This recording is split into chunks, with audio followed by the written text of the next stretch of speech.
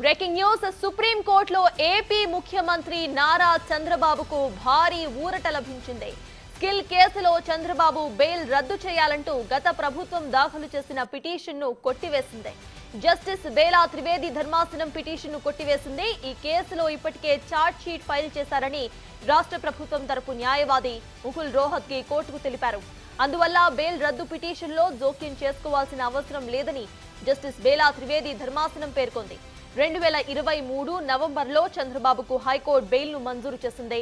రాష్ట్ర ప్రభుత్వం దాఖలు చేసిన బెయిల్ రద్దు పిటిషన్ డిస్మిస్ చేస్తూ ఉత్తర్వులు ఇచ్చింది ధర్మాసనం.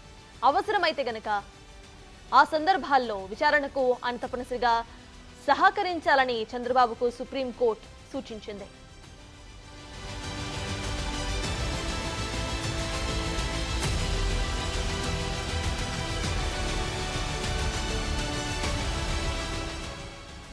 సుప్రీంకోర్టులో ఏపీ ముఖ్యమంత్రి నారా చంద్రబాబుకు భారీ ఊరట లభించింది. మనం చూస్తే స్కిల్ కేసుకు సంబంధించి ఇటు చంద్రబాబుకు బెయిల్ రద్దు చేయాలంటూ గత ప్రభుత్వం ఒక పిటిషన్ దాఖలు చేసింది. అయితే ఈ పిటిషన్ను కోర్టు కొట్టివేసింది.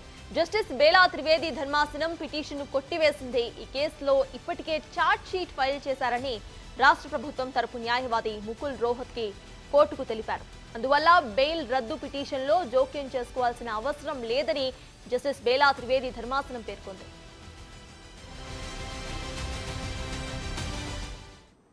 ఇప్పటికే ఇదే అంశంపై పూర్తి డీటెయిల్స్ మా ప్రతినిధి శివ విజయవాడ నుండి లైవ్ లో అందించడానికి సిద్ధంగా ఉన్నారు. శివ, చెప్పండి. ఇటు చూస్తే సీఎం చంద్రబాబుకు భారీ ఊరటనే అనుకోవాలి.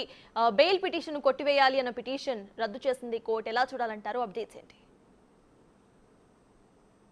మొత్తం మీద చూసుకుంటే స్కిల్ డెవలప్మెంట్కి సంబంధించి కూడా దాదాపుగా అక్రమాలు జరిగాయని చెప్పి గతంలో వైసీపీ సర్కార్ చంద్రబాబును అరెస్ట్ చేసి దాదాపుగా 55 రోజుల పాటు కూడా రాజమండ్రి సెంట్రల్ జైల్లో చంద్రబాబు ఉన్న పరిస్థితి కనిపిస్తుంది. ఆ తర్వాత సుప్రీంకోర్టు బెయిల్ మంజూరు చేసిన పరిస్థితి కనిపించింది. ఆ తర్వాత అప్పటి వైసీపీకి సంబంధించిన కొంతమంది వ్యక్తులు, వైఎస్ఆర్సీపీకి సంబంధించిన నేతలు, సిఐడి నేతలకు సంబంధించి కానీ అలాగే బాల గంగాధర్ తిలక్ అనే వ్యక్తి, ఇతను వైఎస్ఆర్సీపీకి సంబంధించిన అనుచరుడిగా ఉంటారు. ప్రధానంగా సజ్జల రామకృష్ణారెడ్డికి అనుచరుడిగా ఉంటున్న పరిస్థితి కనిపిస్తుంది. అతను చంద్రబాబు బెయిల్ పిటిషన్ డిస్మిస్ చేయాలని చెప్పి కూడా ఇతను పిటిషన్ దాఖలు చేయడం జరిగింది. ఇతను పిటిషన్లో అప్పట్లో సిఐడి అధికారులు కూడా ఇంప్లీడ్ అయ్యారు. తాజాగా ఈ పిటిషన్ని దాదాపుగా 6 నెలల కాలంగా విచారణ చేపట్టిన సుప్రీంకోర్టు ధర్మాసనం ఈరోజు బాల త్రివేది నేతృత్వంలో విచారణ చేపట్టిన తర్వాత పిటిషన్ డిస్మిస్ చేస్తూ చంద్రబాబుకి భారీ స్థాయిలో ఓరట కలిగించింది.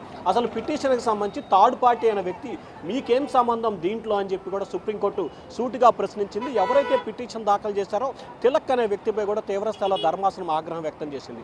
ఎక్కడైతే సిఐడికి సంబంధించి కానీ లేకపోతే మిగిలిన ప్రభుత్వం వేయాలి, అసలు మీకేం సంబంధం, మీరు ఎందుకు దీంట్లో జోక్యం చేసుకోవాల్సిన పరిస్థితి ఏంటని తీవ్ర స్థాయిలో ఆగ్రహం వ్యక్తం చేస్తూ పిటిషన్ అయితే డిస్మిస్ చేసింది. చంద్రబాబు టీడీపీ అధినేత ముఖ్యమంత్రి చంద్రబాబుకి ఏదైతే స్కిల్ డెవలప్మెంట్ స్కామ్లో ఆయన గతంలో జైలుకు వెళ్ళొచ్చాడో ఆ తర్వాత ఆ కేసుకు సంబంధించి ప్రస్తుతం బెయిల్పై ఉన్న పరిస్థితి కనిపిస్తోంది. ఈ నేపథ్యంలో బెయిల్ రద్దు చేయాలని చెప్పి సుప్రీంకోర్టులో ఇచ్చిన పిటిషన్ని డిస్మిస్ అవడంతో చంద్రబాబుకి భారీ ఓరట లభించింది చెప్పుకోవచ్చు. అత్తాస్. Right, thank you Shiva.